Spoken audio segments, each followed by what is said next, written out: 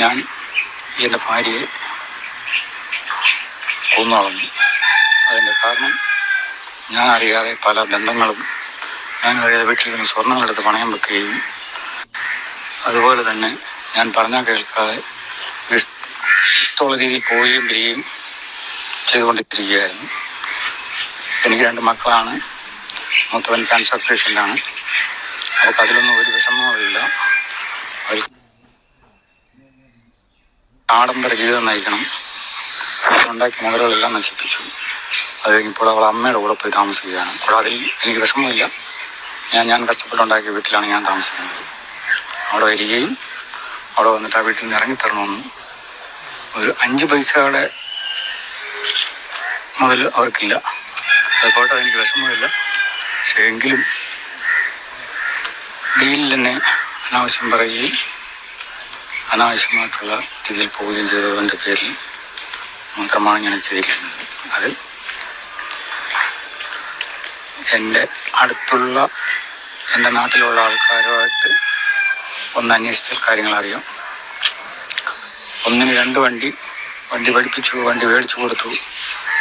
അനാവശ്യമായ പോക്കാരണം ഞാൻ പറയുന്നു, വണ്ടി ഉപയോഗിക്കാൻ പാടില്ല എന്ന് പറഞ്ഞപ്പോൾ എൻ്റെ കയ്യിൽ കിടന്ന എൻ്റെ പേരെഴുതിയ ഞാൻ ഇട്ട് കൊടുത്ത മോതിരം ഞാൻ അറിയാതെ പണയം വെക്കുകയും പണയം വെച്ചോ വിറ്റോ എന്നറിയില്ല. എന്നിട്ട് വളരെ ധിക്കാരപരമായിട്ട് അടുത്ത വണ്ടി മേടിക്കുകയും എവിടുന്നോ ജോലി വരണോ ഒപ്പിച്ച് അതുപോലെ വേറെ ജോലിക്ക് പോകേണ്ട ആവശ്യമില്ല എൻ്റെ ഭാര്യയ്ക്ക്.